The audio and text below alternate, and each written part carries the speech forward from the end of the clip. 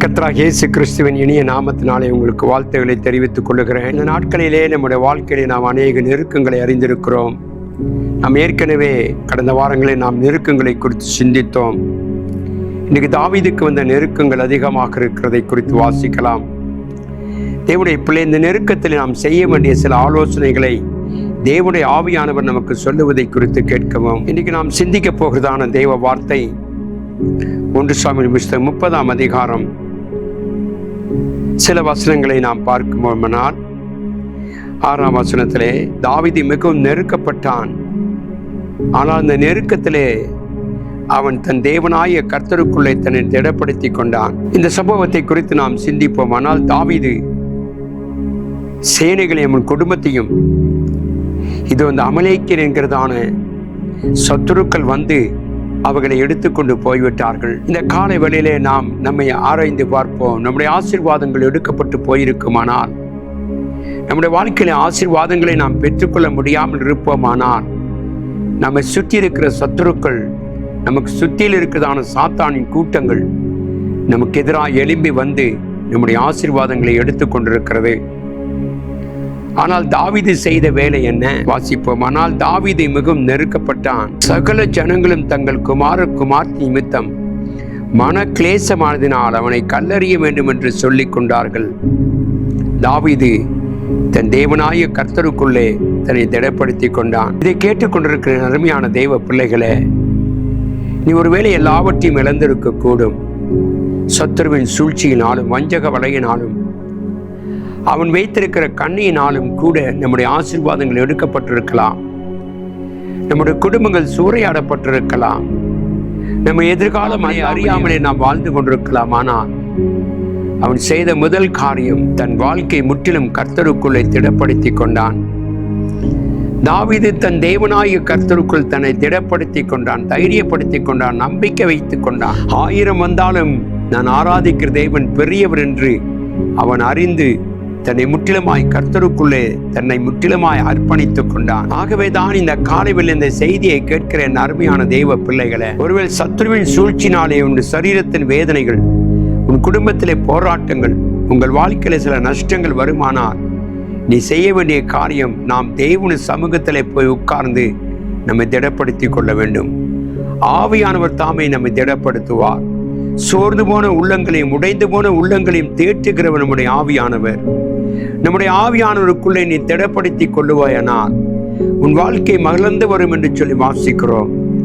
இங்கு நாம் பார்க்கிறோம், இந்த அதிகாரத்திலே தேவனுடைய பிள்ளையே, தாவீது தன் நெருக்கங்கள் அதிகமாக இருந்தாலும் தேவ சமூகத்தை விட்டு விலகவில்லை. அவன் எப்பொழுதும் தன் தேவ சமூகத்தை வைத்திருந்தான். அபியத்தார் என்கிறதான ஆசாரியனை பார்த்து இந்த ஏபத்தை எடுத்துக்கொண்டு வா என்று கூறுவதை குறித்து வாசிக்கிறோம்.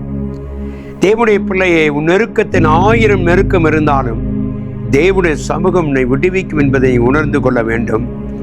இன்றைக்கு உன் நிலைமை எப்படி இருக்கிறது? எல்லாமே இழந்திருக்கிற அருமையான தேவ பிள்ளைகள், இந்த காலை வேளையில இந்த தேவ சமூகத்தை உன்னோடு கூட வைத்திருப்பாயனால் நீ எழுந்து போனதை கர்த்தர் திரும்ப தர வல்லவராக இருக்கிறார். இவன் தன் துன்பத்தின் மத்தியிலும், துக்கத்தின் மத்தியிலும், போராட்டத்தின் மத்தியிலும் தெய்வ சமூகத்தை இவன் தேடினான் என்று சொல்லி வாசிக்கிறோம்.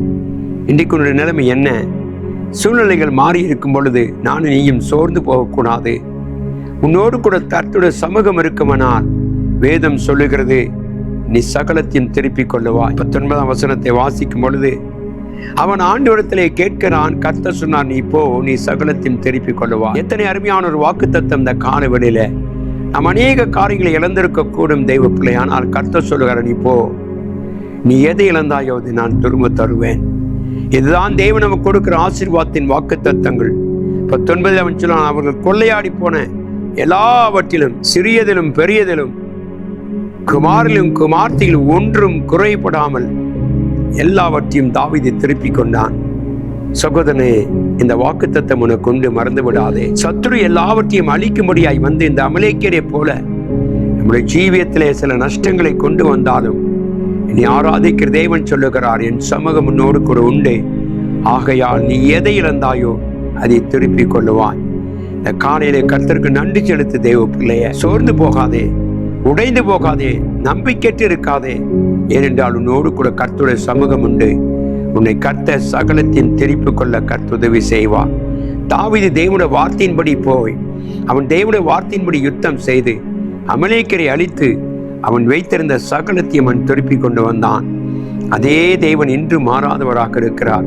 நீ இழந்து போன அனைத்தையும் என் தேவன் தர வல்லவராக இருக்கிறபடினாலே நாம் இந்த காலையில நன்றியோடு கூட சொல்லுவோம், கர்த்தாவே, நான் இழந்ததை திரும்ப நீ தரப்போகிறதுக்காய் உமக்கு நன்றி. எங்கள் அன்பின் நல்ல தகப்பனே, இந்த காலை வேலைக்காய் உமக்கு நன்றி செலுத்துகிறோம். கர்த்தாவே, தாவீது எல்லாவற்றையும் திருப்பி கொண்டான் ஐயா. எங்கள் வாழ்க்கையில் கொடுத்திருக்க இந்த மாபெரும் கிருபைக்காய் ஸ்தோத்திரம். நாங்கள் ஆண்டவரே அநேக வருஷமாக இழந்திருந்த ரட்சிப்பின் சந்தோஷத்தை எங்களுக்கு திரும்ப தந்ததுக்காய் உமக்கு நன்றி. எங்களை ஆசீர்வதிங்க கர்த்தாவே. இதை கேட்கிற பிள்ளைகளை ஆசீர்வதித்து கனப்படுத்துங்க. தேவ கருவி இருக்கட்டும். இயேசுவின் நாமத்தில் ஜெபிக்கிறேன் எங்கள் அன்பின் நல்ல தகப்பனே, ஆமென். கர்த்தர் உங்களை ஆசீர்வதிப்பாராக. ஆமென்.